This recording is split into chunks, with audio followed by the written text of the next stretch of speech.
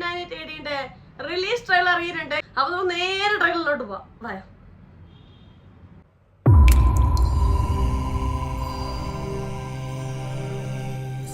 సమయం వచ్చింది. భగవంతుడి రూపణ సమస్త సృష్టి ఉంటున్నట్టు అలాంటిది మీ కడుపులో భగవంతుడే ఉన్నాడు.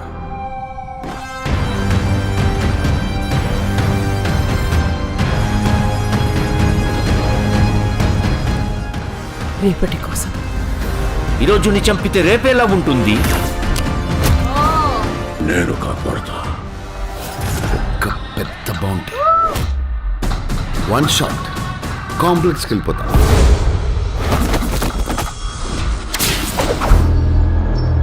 సరే ఇంక చాలు.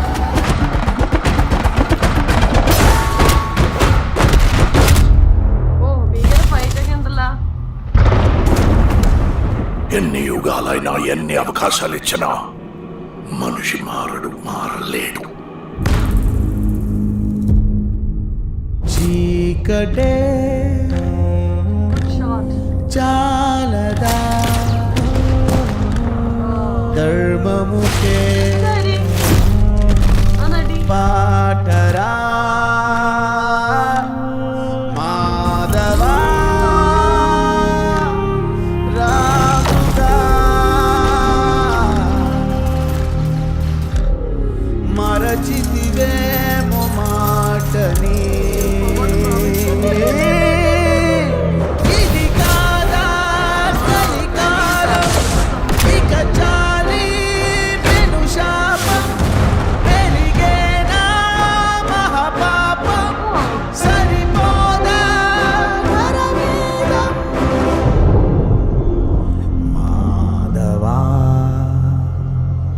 ఇంతవరకు ఒక్క ఫైట్ కూడా ఓడిపోలేదు, ఇది కూడా ఓడిపోను.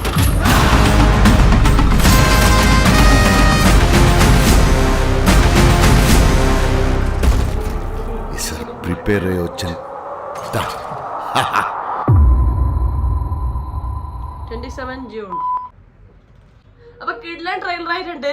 എനിക്ക് ഇതിനെക്കാട്ടും ഇഷ്ടപ്പെടുന്ന മുന്നേ വന്നൊരു ട്രെയിലർ ഉണ്ടായിരുന്നില്ലേ, കുറച്ചും കൂടെ ഒരു വേറൊരു സ്റ്റൈൽ ഉണ്ടായിരുന്നു. ഇതിൽ കുറച്ചും കൂടെ വാർ സംഭവങ്ങൾ റിവീൽ ചെയ്യുന്നുണ്ട്.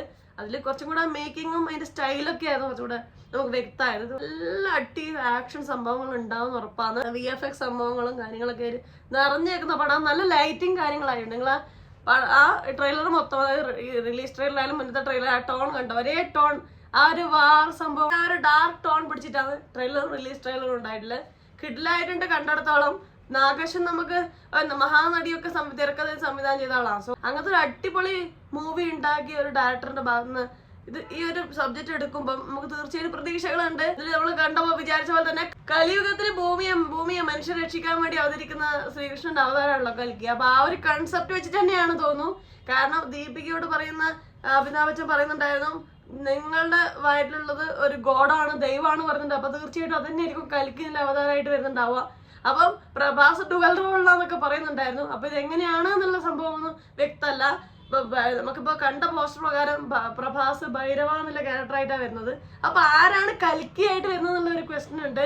ഒരുപാട് കാസ്റ്റ് നിറഞ്ഞിട്ടുള്ള അമിതാഭ് ബച്ചനും കമലഹാസനും ദീപിക, ശോഭന, പിന്നെ നമ്മുടെ മലയാളം അന്നാബിനും ദുൽഖറും ഉണ്ടെന്നാ പറയുന്നത്. ദുൽഖറിന് എവിടെ റിവീൽ ചെയ്തില്ല, ക്യാമിയോ റോളിലാണെന്നാ പറയുന്നത്.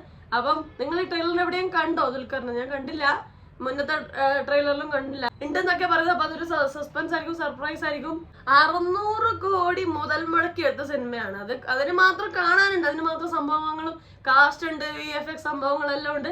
നല്ലൊരു അടിപൊളിയായ സംഭവമായിട്ടുണ്ട് 2 ട്രെയിലറും. എനിക്ക് പേഴ്സണലി കുറച്ചും കൂടെ ഇഷ്ടപ്പെട്ടത് മുന്നത്തെ ട്രെയിലറാണ്. ഒരു കൾട്ട് മൂവി അല്ലെങ്കിൽ ഒരു അടിപൊളി ഒരു ഹോളിവുഡ് സ്റ്റൈലില് സ്റ്റാർ വാർസ് മോഡലൊരു പടം വരാനുള്ള പ്രതീക്ഷയുണ്ട്. ഭയങ്കര വെയിറ്റിംഗ് ആണ്. 27 ജൂണിലാണ് ഇറങ്ങാൻ പോകുന്നത്. അതായത് അടുത്ത വ്യാഴാഴ്ച ഇറങ്ങുവാണ്. ഭയങ്കര വെയിറ്റിംഗ് ഉണ്ട്. കുറെ നാളായി വെയിറ്റ് ചെയ്ത് ഒരു പടത്തിന് വേണ്ടി വെയിറ്റ് ചെയ്തിരിക്കുന്നത്. ഇത് പ്രഭാസിന് ഭയങ്കര ഇമ്പോർട്ടന്റ് ആയ ഒരു സിനിമയാണ്.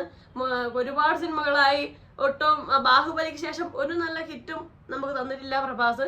അത് സലാറൊക്കെ നമ്മൾ ഹിറ്റ് അടിക്കുന്ന പ്രതീക്ഷിച്ച ഒരു പടമാണ്. അത് പുള്ളിക്കാരനെ മാത്രം തെറ്റുകൊണ്ടല്ല, അതിന്റെ സ്ക്രിപ്റ്റ് ഒക്കെ വളരെ മോശമായിരുന്നു. അതുകൊണ്ട് ഈ ഒരു സിനിമ പുള്ളിക്കാരൻ ലക്കായി മാറട്ടെ, വൻ തിരിച്ചറിവായി മാറട്ടെ പ്രഭാസിന്. അപ്പൊ നിങ്ങൾ ഈ ട്രെയിലർ കണ്ടവരാണോ? നിങ്ങൾക്ക് ഈ ട്രെയിലറിനെ കുറിച്ചുള്ള അഭിപ്രായം എന്താ? താഴെ കമന്റ് ചെയ്യണേ. നിങ്ങളുടെ വിലയേറിയ അഭിപ്രായത്തെ ഞാൻ കാത്തുനിന്നു. So please comment. നിങ്ങളുടെ പ്രതീക്ഷകൾ എന്തൊക്കെയാണ്? എന്തൊക്കെയാണ് നിങ്ങളെ പുറകിൽ കാത്തിരിപ്പിക്കുന്ന സംഭവങ്ങൾ എന്തൊക്കെയാണ്? ട്രെയിലറിനെ കുറിച്ചുള്ള നിങ്ങളുടെ അഭിപ്രായങ്ങളൊക്കെ താഴെ കമന്റ് ചെയ്യുക. അപ്പൊ അത്രയുള്ളൂ. വീഡിയോ ഇഷ്ടപ്പെടാൻ ലൈക്ക് ചെയ്യുക, സബ്സ്ക്രൈബ് ചെയ്യുക, ഷെയർ ചെയ്യുക, കമന്റ് ചെയ്യുക. അപ്പൊ പറഞ്ഞ പോലെ ഹാപ്പി ആയിട്ടിരിക്കാം. മറ്റൊരു റിവ്യൂ, റിയാക്ഷനോ, സോഷ്യൽ നെക്സ്റ്റ് ടൈം കാണാം. അത് ബൈ ബൈ.